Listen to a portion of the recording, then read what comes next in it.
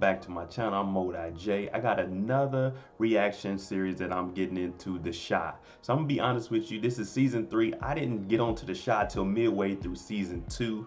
Went back and watched it all. So there's some stuff I mess up on, correct me. But you know me, I'm not gonna hold you up. So hey, shout out to all my returning followers. If you're new to the channel, smash the subscribe button, hit your notification bell so you get something every time I upload. And this is The Shot, season 3, episode 1. Let's jump right into it. So right off the bat, we got Keyshia running up to the wedding of her mom, Nina, and Dre getting married. So pretty much she's late for it, and of course the mom is like, of course she's gonna be late for this. She's late for everything. And Kevin's pretty much like, hey mom, just chill, man. She's gonna be here or whatever. So they headed out to the wedding. Keyshia runs in late. She runs up to the little altar. She's standing up there. You see Dre up there. Kevin ends up walking his mom down the aisle, and they're getting, taking her up to the front to get married.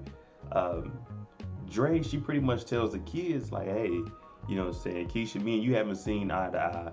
And Kevin, we all good. But when I picked your mom, Nina, to marry her, I decided I wanted to love y'all too and make this family work. So what she did was she bought both of them gifts. She gave Kevin a chain with a gold bar on it, and she gave Keyshia a bracelet.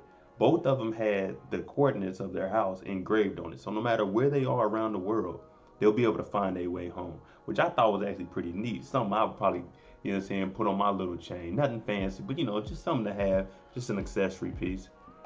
So directly after the wedding, instead of going to the little reception, Kevin, he's talking to Keyshia, and he's like, man, I got somewhere I gotta go. And Keisha's pretty much like, hey, be safe. Let me know when you make it there. So it turns out where Kevin was leaving the ceremony for his mother's wedding, he went to the old star, Brandon's funeral. So if you remember in season 2, Brandon ended up getting killed off. So they're at the funeral. Is Kevin, he's sitting next to Emmett, and they just listening to Brendas Mom talk about how she wasn't prepared to have a kid, but she felt once she had a kid, it was up to her to make a change and actually, bring joy into the kid's life and make sure that everything was good for him. But unfortunately, the bad happened. He ended up getting killed. So for her, it felt like it was a failure, but she wanted to make right for all the kids, because Chicago ain't a nice place. It ain't people friendly, man. Especially if you live there, man. You can get caught up at the wrong moments at all times. So after Brandon's mom is talking to Emmett, Emmett's trying to talk to her before she leaves, and she's pretty much like, hey man, get out of here, man. I don't want to talk to you. The best thing for you to do is just get out of the city and don't look back, because the streets don't love you like you think they do, man. The shy is no place for anybody. But Emmett's pretty much like, hey man, I'm here for you, my condolences and everything. But I'm trying to take over what Brandon started with his restaurant, his little catering business, and keep pushing it myself. And the mom's like, I don't want to see you. I don't want to hear you talk about, my son. Just get out of here. And he's pretty much like, why are you being this hard on me when I'm trying to continue what your son has started? And I can see both sides. It's like, she knows Emmett, he be into some knucklehead stuff. But at the same time, she's still grieving her son. And it's like, for him, it's like, hey man, I'm trying to make something right. And for her, it's like, man, I don't want to hear none of that. She still cares because he's another person's child. She's like, just get out the city. But man, they aren't seeing eye to eye. More that she isn't seeing eye to eye with Emmett.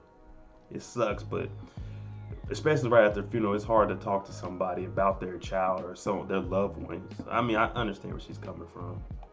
After the funeral, they head back over to the wedding reception because, like I said, Emmett was trying to take over for Brandon. So he pretty much is catering the wedding for Kevin's mom and everything.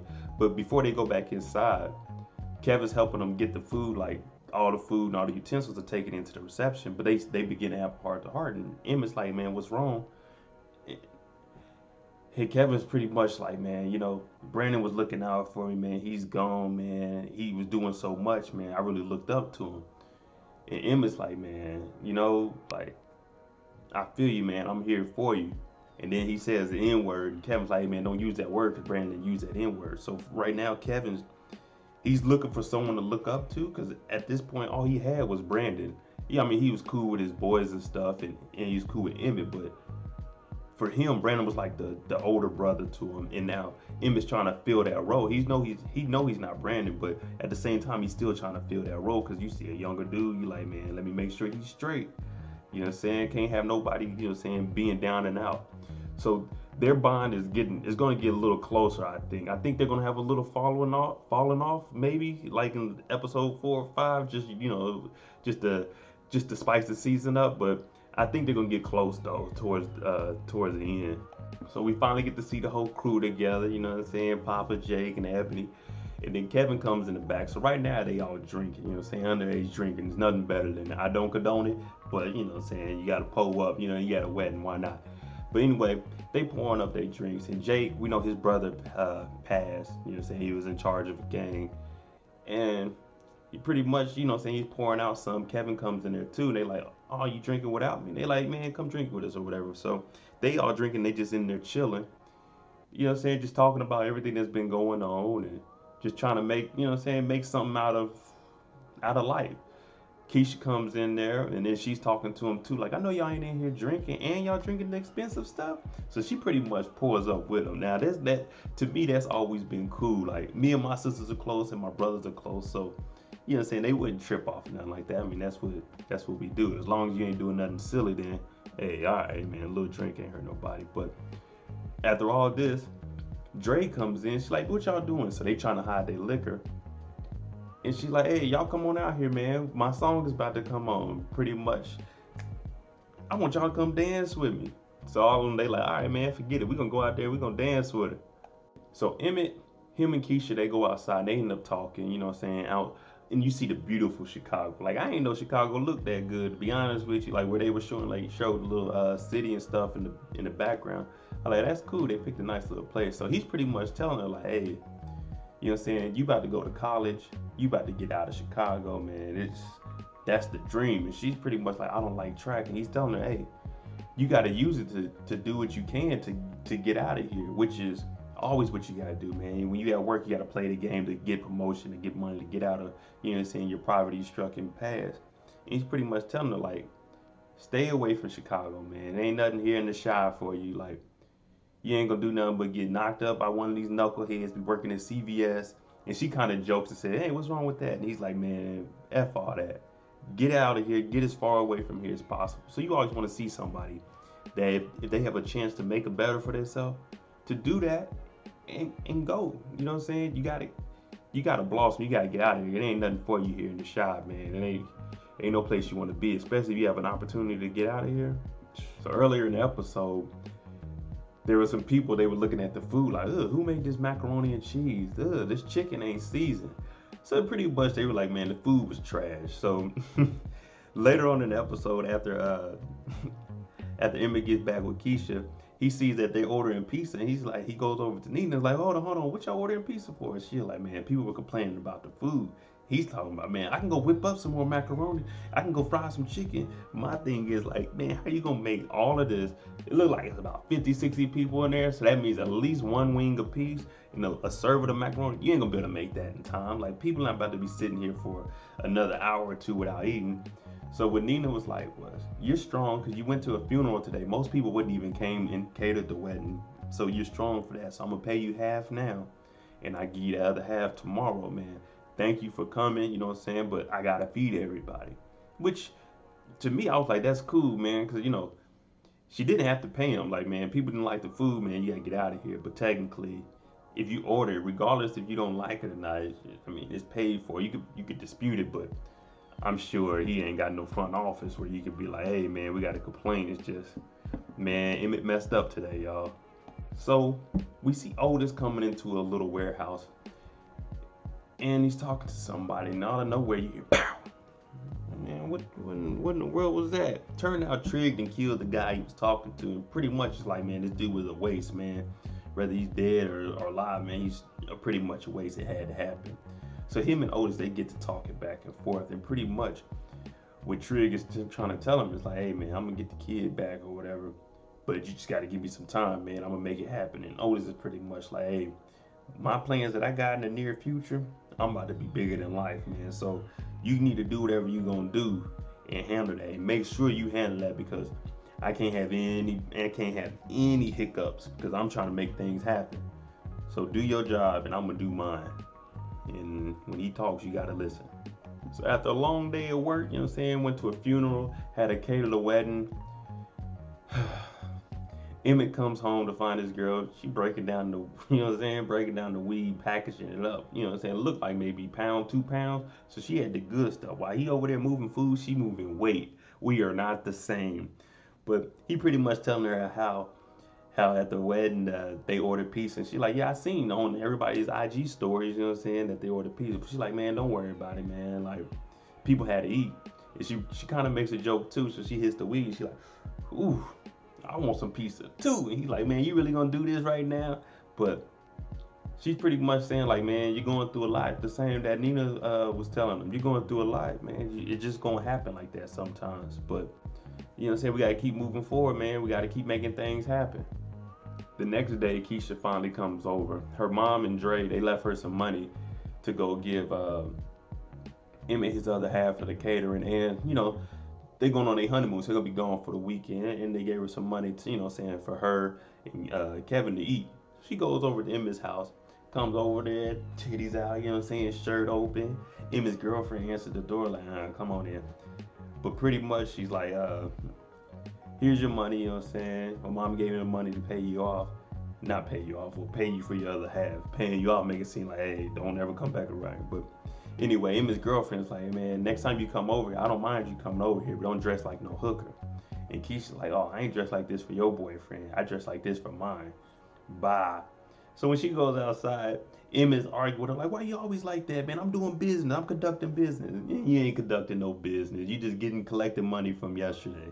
But anyway, he goes outside and he asks Keyshia where she going.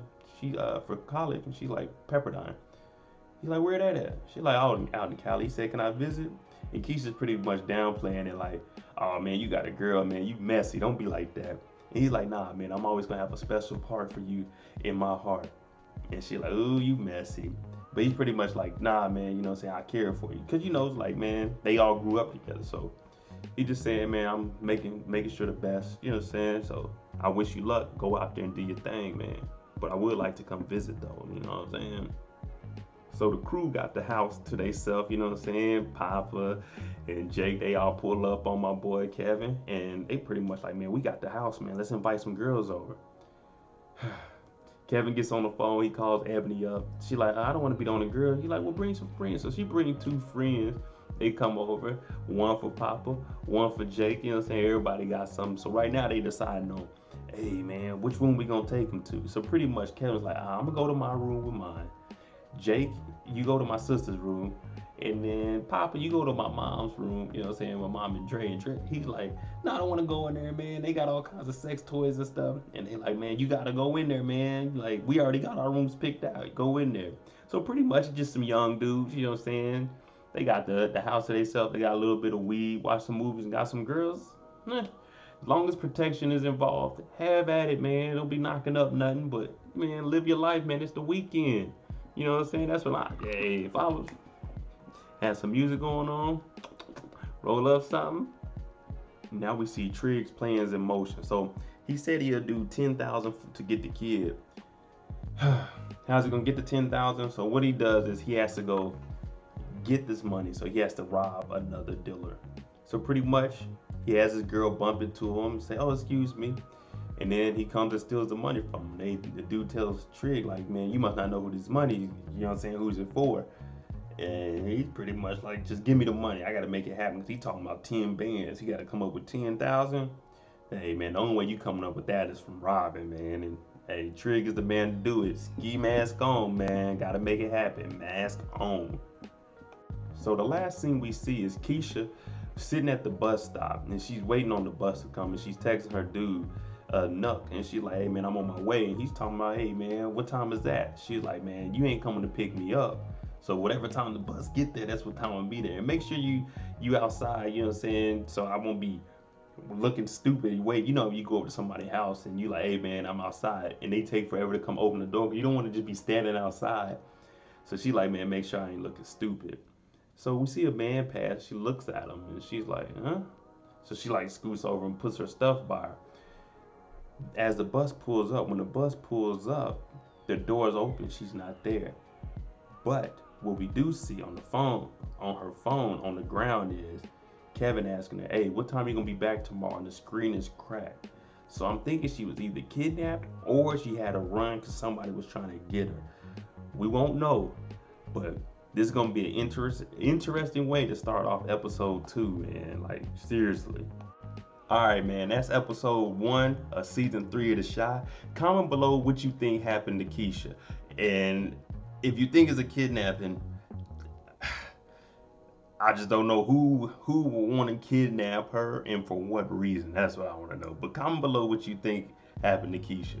Hey, I'm Moedotj. Thank you for watching. If you like my content, like I said, man, smash the subscribe buttons. Boom, boom, boom. Do whatever, man. Hit your notifications, like, share, comment. Deeply appreciate every subscriber, man. We on that grind of 2,000 subs. Trying to get it before the end of the year. Thanks for watching. I'm Moedotj. We're going to be here next week for episode 2 of season 3 of The Shy. I'm out. Thanks for watching. Jimmy on the beat, boy.